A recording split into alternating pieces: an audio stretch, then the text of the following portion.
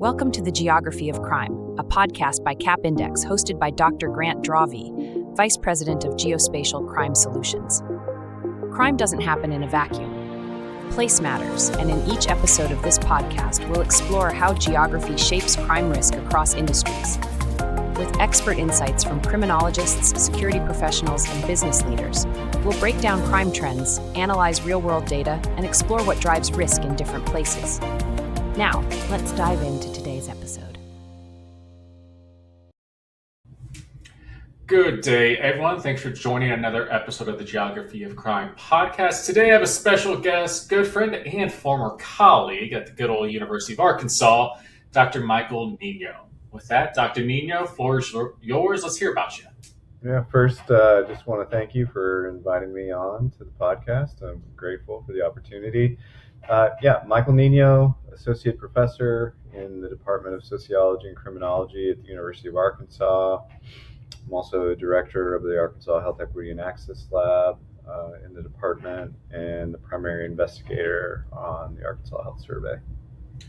Very nice. Now, this episode's a little different than the norm of crime and how place matters, but this one fits very well. Obviously, we have a background together that we are aware of, but your research is very community-centric, also person-based, but will you give people an understanding of your research background and what led you kind of to where you're at today? Yeah, so I'm a medical sociologist and social demographer, and for about 10 years, really tried to understand how immigration, the criminal legal system, and race and ethnicity shape population health disparities in the U.S. We moved here back in 2020, and after being here for a few years and really deciding to root ourselves here in Arkansas, I decided to focus and reshift my work specifically on Arkansas. And since then have really focused on trying to understand both individual and place-based determinants of health inequities in the state. No, and I think that's incredibly important, and that's where you and I kind of grasp along is the intersection of how health and criminal justice outcomes do overlap quite a bit. Mm-hmm. And with that, how did that lead to, kind of, as you took on the Arkansas land grant mission, lead to your lab and everything that comes with it? Yeah, so back in, I guess this was in 2022, you and I started having conversations about ways to collaborate. You being a place-based crime scholar, and me being more, at the time, I was more of an individual kind of social determinants scholar. Started working together, really thinking about, the both the physical and behavioral health landscape in Arkansas, right? We know that year after year, Arkansas is either at or near the bottom with respect to health metrics. But we also know that there's substantial variation within and across counties in the state of Arkansas. There are 75 counties in the state, but there are also 823 census tracts. When we started to look at the data infrastructure in the state, at the time it became very clear that we knew very little about those census tracts, right? We had some county level data. The problem with the county level data is that it was years old when we would receive it, so the data were older, less actionable, and then there was at the time very little data on census tracts in Arkansas. You and I started thinking about the Arkansas Health Survey, and really thinking about, a large population health survey that used geolocators as a way to provide prevalence estimates at both the county and census tract levels. Do you know how happy it makes me to hear that I brought you to the dark side, and the fact that you can rattle off 75 counties, 823 tracts and neighborhoods in Arkansas? Yeah. It is pretty impressive. And to that point, and that's where, I ended up here because I saw a map and understood stats a lot easier once I could spatially see it. And I think what you're hitting at there is, there's variation amongst people and populations that we oftentimes see the headlines and see that. but it's also across place and community. Like, there's no two same neighborhoods. I mean, Yeah. even from where we lived in Fayetteville to me now up in Cave Springs, like these are drastically different neighborhoods that are still only 20 minutes apart. Now, you brought up the Arkansas Health Survey. You say that like it was a simple task, it just came pretty quickly.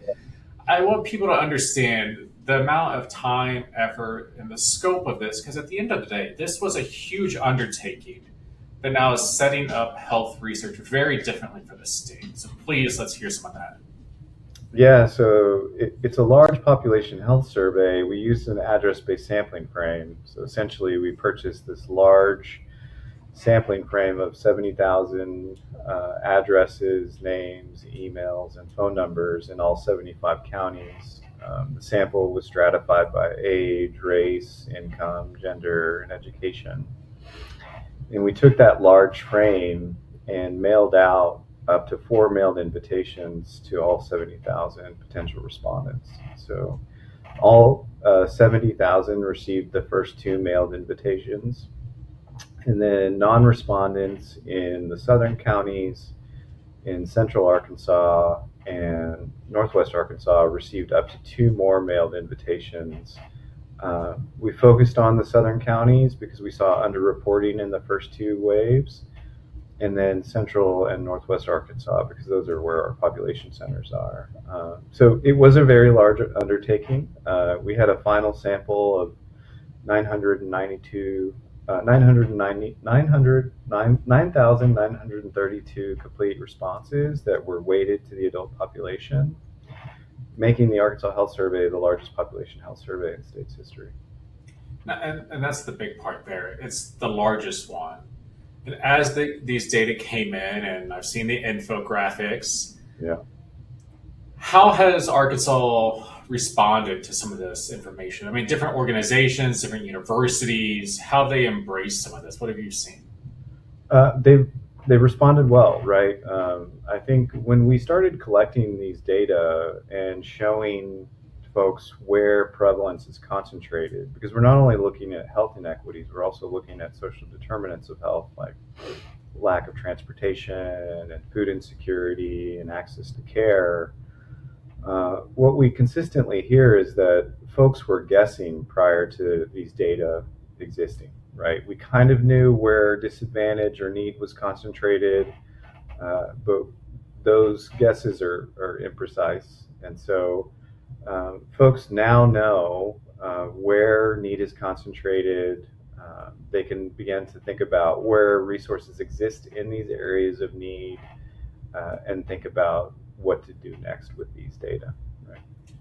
And I think how you described it crossed my mind again of how important, and you hit it too, of yes, there's county level data sets that are out there. There's national data sets that get at some of this, but what makes this survey and this health survey at large very particularly interesting is you're down to an address level that gives you now neighborhood level variation. So within any one county, you can have drastically different variation. And that's where you and I talk quite a bit is we know that from a crime perspective quite a bit. We see it all the time, but that data is easy to access for a lot of different cities. Yeah. The health inequalities in capturing that, to your credit, takes a lot of time and effort, in this case surveys, and it's very difficult to get at that. Did that surprise you on any of your outcomes? And I know we'll see it here in a second, but did that, as data came in, of course you were looking at it, did anything like that catch your eyes early on? Yeah, I think there has always been a particular narrative about where need is concentrated in the state. Folks have spent a substantial amount of time thinking about the Delta region, which we should, right? So these are the 15 counties along the Mississippi. What the data show is not only should we be focusing on very specific outcomes in the Delta region, but we should also be thinking about very different types of outcomes in central Arkansas and also in northwest Arkansas. So as an example, there are some substantial behavioral health challenges that we're seeing in northwest Arkansas. Northwest Arkansas has often been seen as this kind of bastion of good health and prosperity, and in many cases it is. But what we're seeing through some recent analysis is that we have 14 census tracts that sit in the top decile for clinically significant depressive symptoms in Northwest Arkansas, and they're concentrated all in Washington County, in and around Fayetteville and Springdale. Now, what's important to note about those particular tracts is that the populations of folks that live in those particular tracts are very different, right? Some are predominantly white, some are predominantly Hispanic, some are more working class, others are not, right? So to me, what the data help us do is tell a much more nuanced story of the state, and it helps us begin to organize ourselves around what to do next, right? And there won't be a one-size-fits-all solution to health inequities and other types of social disadvantage in Arkansas. Now, it's one thing to talk about this data, because I think you're hitting it well there. But a big push that you had all along with this was making it available to the public at large to use. And it's weird for me to take a step back and say I've now lived in Arkansas for 15 years from Central to Northwest, and I've come to love a state that I didn't think I would last more than a year or two in. Yeah. I love the fact that you made this publicly available. I mean, truly, yes, that I might poke fun at the land grant mission, but you are giving back to Arkansas at large. Yeah. And this is incredibly important. So do you want to introduce Arkansas Compass? Yeah. Share a screen, show some of this, because at the end of the day, this is probably one of the most fascinating aspects of, yes, you have a survey. Data can be scary for people, but now there's a visual. Anyone can go on, check it out, poke around, and look at the data quite a bit. Yeah. We really see the Arkansas Health Survey and the dashboard as a public good. And as a result of that, we plan to continue to share these data with the public. So let me pull in the screen, wherever it is. Give me just a sec.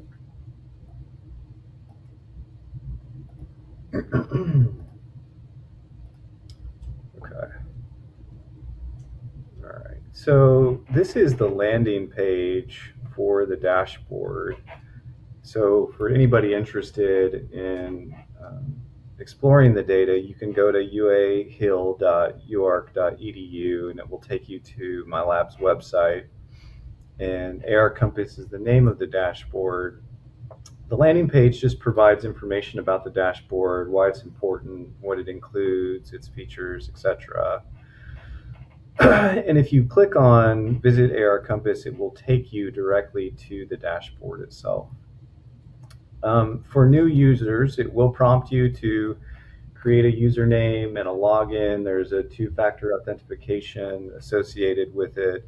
But once you've set that up, you have full access to the dashboard. Over on the right-hand side, you have the data controls panel. It'll allow you to look at statewide averages for 26 indicators from the Arkansas Health Survey, along with 13 indicators from the American Community Survey. There's a pull-down menu here that will show you all of the different indicators. Currently, what we're looking at is depression. So the statewide average for clinically significant depressive symptoms is almost 32% in the state, and we're looking at it at the county level currently. So we also include a focus mode, show data over hover as a feature, and zoom in. So we can click on show data over on hover, and when you hover over a county, it will provide the prevalence estimates, population, as well as some other information about a given county or a census tract, which I'll show you in just a minute. Over here on the left-hand side, we have all of the statewide averages for all 26 indicators from the survey, along with the 13 indicators from the American Community Survey. One of the really amazing features of the dashboard is that it will allow you to compare up to 3 counties or census tracts at a given time. And so we can just stay on depression and pull in here on Northwest Arkansas. It will also allow you to zoom. And we can click on the three counties that represent Northwest Arkansas. A nice little feature is that it will also allow you to focus. So you can use the focus mode and it will kind of just highlight the three areas that you're interested in looking at. And it will pull in the averages or the prevalence estimates for all of the different indicators in the survey that we included on the dashboard, along with the indicators from the American Community Survey. So for these three particular counties, if we were interested in understanding differences in the poverty rates or median household incomes It's so across, starkly different. agreed. That's what, yeah, and that's what I love about this. You can actually see the visual side to the numbers now too. Yes, and what's so powerful about the dashboard is we know that there's substantial variation within these counties. And what I really love about the focus mode is we've got these three counties selected. What we can do now is toggle over to the census tracts and zoom in a little bit further. And you can see that we have high prevalence of depression in this tract in Madison County. We have high prevalence in a tract over here in the Springdale area, and let's pick one over here in Fayetteville. And we saw substantial variation at the county level. We see even more variation at the tract level, right? So where the poverty rate is almost 17% in this tract in Madison County, it's almost 27% in this tract in and around Springdale. It's almost 43% in this tract in Madison County. Gosh.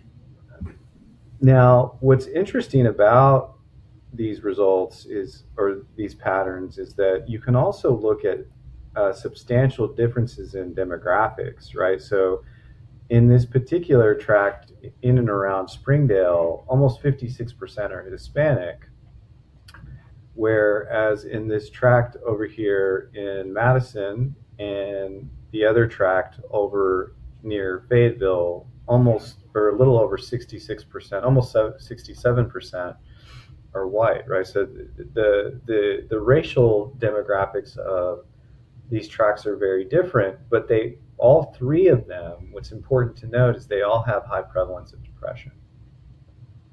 So we know that there's heightened depressive symptoms in these given tracts, but the reasons that might be driving depressive symptoms may be different. Also, the ways in which organizations think about addressing depressive symptoms in these areas, given different cultural and ethnic and historical backgrounds, and also regional backgrounds. So Madison County is much more rural than Fayetteville and Springdale, will be different, right? Will be different. And so this is just one example of many in terms of how you can use the dashboard. Now, what I also like, one of the really amazing features of the dashboard, and we can stay on Northwest Arkansas, is that it will also allow you to compare up to two indicators spatially. So you can go to the compare two metrics feature. And what we're looking at right now is the spatial relationship between depression and poverty. So depression is on the x-axis and poverty is on the y-axis. And the easiest way to read the map is the darker the color, the greater the spatial relationship between the two. And as before, you can zoom in. And so you have a much greater proportion or greater relationship between poverty and clinically significant depressive symptoms in these tracts in and around Fayetteville and in and around here in Springdale. I'm going to turn this off for a second so you can see it.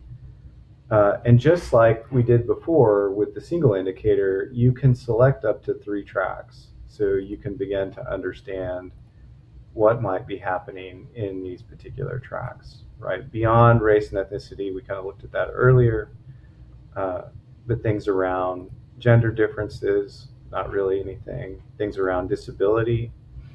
So this particular tract, right, very similar to the statewide average, much lower here.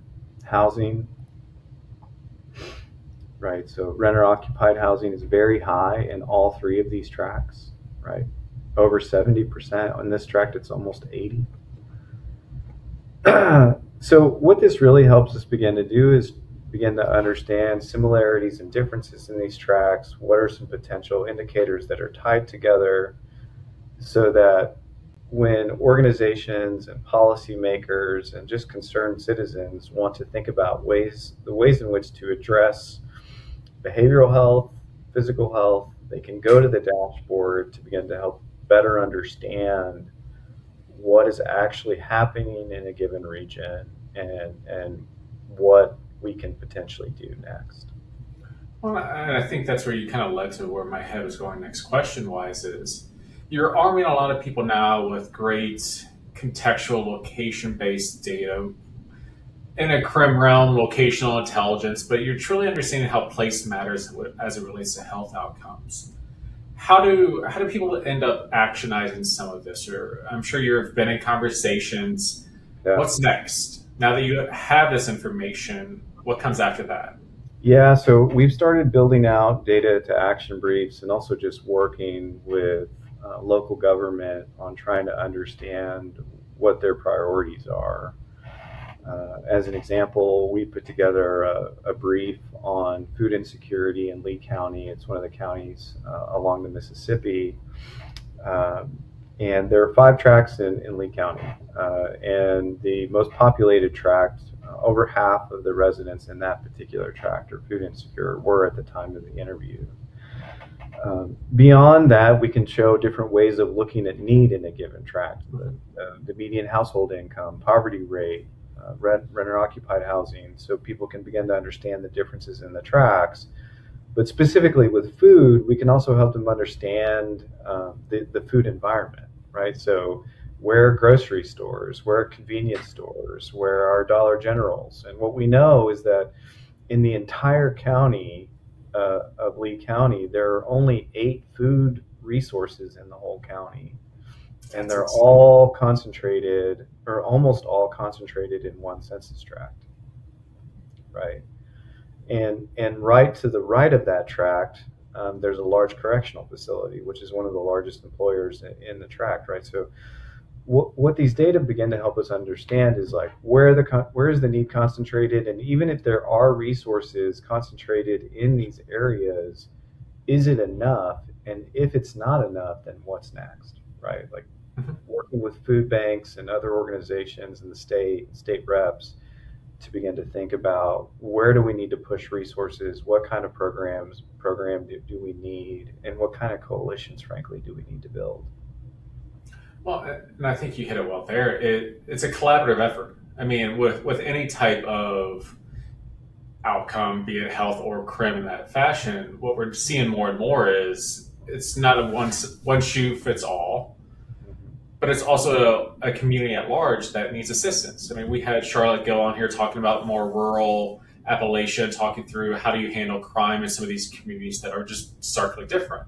Rural areas are very different than suburban, and it pains me to say there are metropolitan areas of Arkansas, but Little Rock and how quickly Northwest Arkansas is growing, these are starkly different communities. I mean, if you look at the Delta region and the southeast to the Northwest Arkansas, night and day difference in communities. And then you have Little Rock in the middle, which out of everything is starkly different from anywhere else, to where it does take a local grassroots approach when we try to think about some of these outcomes and how do you change them, how do you impact them long term.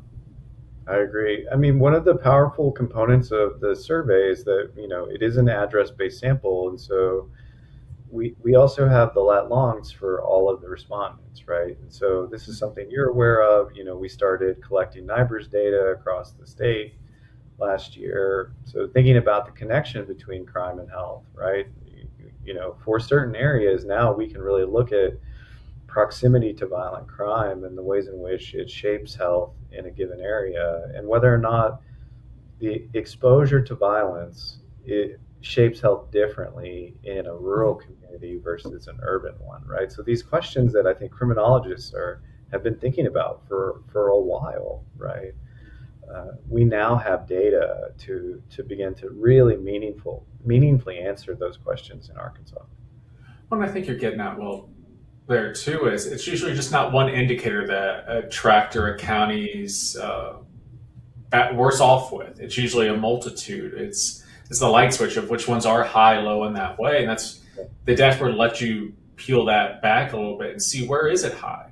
The one that we've talked about plenty that I always find astounding is the alcohol use. It's almost flip for the places that are at risk of I can't remember the actual term for the high alcohol use, Yeah. but it's not where most people probably would think when they initially think about it compared to other health indicators itself. And that's where it's nice seeing it of like, oh, I'm interested in this and visually seeing how those patterns align. And then if you have what you showed off there with the poverty and depression, how does this look compared to something else, another indicator? How do these overlap? How do they differ? What are the patterns? Yeah. Yeah, I like to frame it as a tale of two counties. So you have Washington, Benton County, and Northwest Arkansas, and we see high prevalence of tobacco use and clinically significant depressive symptoms and loneliness in Washington County, and hazardous alcohol use. We see high prevalence in Benton County, and the socio-demographic characteristics are very different in the counties, and the behavioral health challenges are also very different. So thinking about working with organizations that do work on alcohol misuse and also on depression, and thinking about what areas do we actually need to target when we're thinking about behavioral health and different outcomes. And I think it's important there for those who are unfamiliar, Benton County, truly the Northwest Arkansas kind of corner. Then you have Washington County below it, where University of Fayetteville is at. Having lived in both counties now, and I'm currently in Benton, even though they border their neighbors, starkly different communities at large. Yes, they're counties, but it's I-49, the interstate that comes through it. You can see a noticeable difference. I liked Washington County. I miss Fayetteville. My wife knows that. Michael knows that. But it's a college town. It's very different. Springdale's different than Rogers, which is different from Bentonville, which is now different from Bella Vista, which used to be a retirement community until the bypass. Now it's restructuring kind of that community itself of, even though they're very close and there's a ton of commute for work every day, still very different when it comes to health outcomes themselves, which is great to see in that now with the survey and the dashboard, people can start to see that and differently than a news headline here or there, or an article or a paper that catches the headlines. But now it's truly open to the public to use itself. Yeah, I mean, when we've talked to folks about hazardous alcohol use in Northwest Arkansas, their first reaction is that it's driven by the university. Mm-hmm.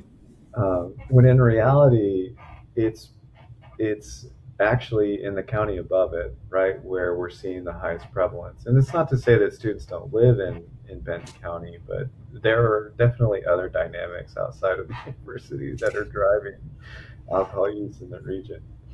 Very much so. So in the nature of the podcast, as you've delved into the Arkansas Health Survey and thinking about how place matters, is there anything that sticks out to you that, as the dashboard comes up, what you have planned in version 2, what comes to mind when you think about how place matters with health indicators for the state? Yeah, so this is something that we're working on right now, is trying to understand beyond where prevalence is concentrated, where do resources exist, right? Like, where are behavioral health providers, where are physical health providers, where are community resources, where are food banks and retail stores and pharmacies. What we know is that most of those resources are concentrated in urban areas or more populated areas. But there's also deep need for a lot of specialty care in much more rural areas, right? So almost half of the state is considered rural.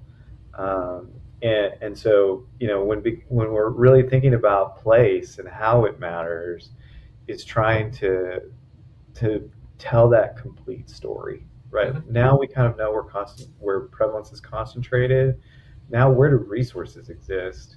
Where are the gaps, and what can we do about it? Right. As an example, when looking at cardiometabolic diseases, right, which uh, are the number one killers in the state, what we know is all along the Delta region, where we see high prevalence of things like hypertension, diabetes, obesity, etc., we have very few cardiac specialists in the area, right? So there are less than 10 in the whole region.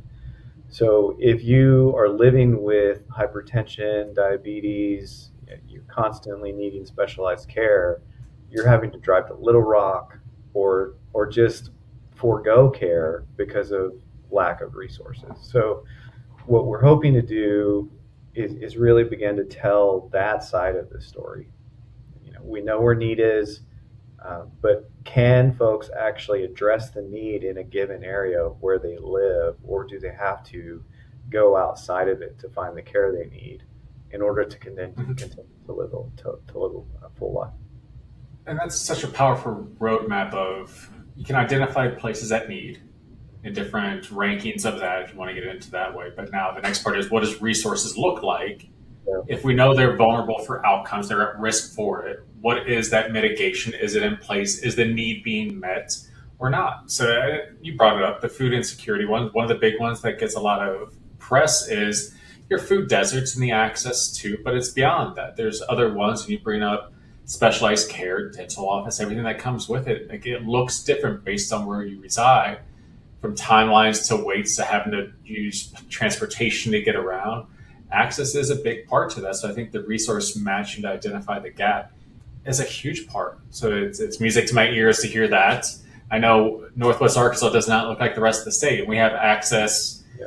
just about every street kind of thing as it continues Yeah. to grow. But it's starkly different as you go to the southeast corridor and even south from here. It just looks very different, especially when the state's 50% rural, as you pointed out. Right.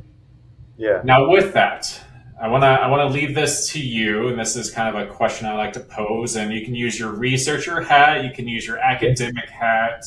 Of if for the lay person, is there one thing that you wish they better understood about your field, your research, something that grinds your gear that you wish people just understood a bit better? So I'm a social scientist. We do place-based work, and I think a thing that I would hope people begin to have a deeper understanding is the role social conditions play in their health, in crime patterning, and just their over everyday lives.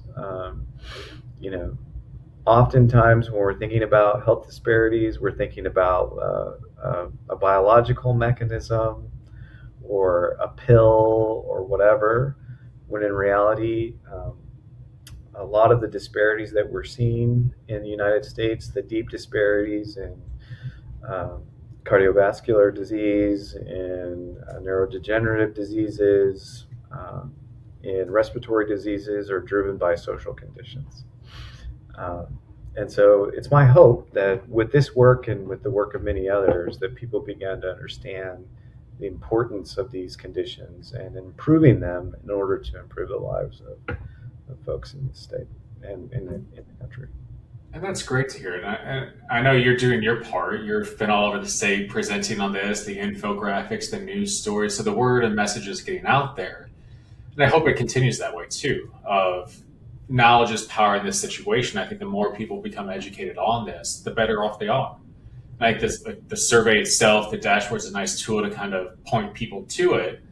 It is a great little part. Any final words? The Arkansas Health Survey is designed to be administered annually. So we're working on year 2 of the survey instrument. Hope to expand some of the work on opioid use, suicide, and maternal health. Those are and food and nutrition are kind of the big areas that we're hoping to expand in year 2. No, that's great to hear. And we'll link to the site, the lab, Michael's, all of his pages. If only I could get him to make a YouTube channel at this point. But we'll put that on the post. Michael, thank you for being a guest. Love hearing about this. Love the work in Arkansas. It is truly at home for both you and I. But love getting the word out there. Thank you very much. Pleasure. Thank you. Be sure to subscribe to Cap Index's YouTube page, @CapIndexCrimeRisk, and look for Geography of Crime on your favorite podcast platform. Thanks for tuning in, because when it comes to crime, place always matters.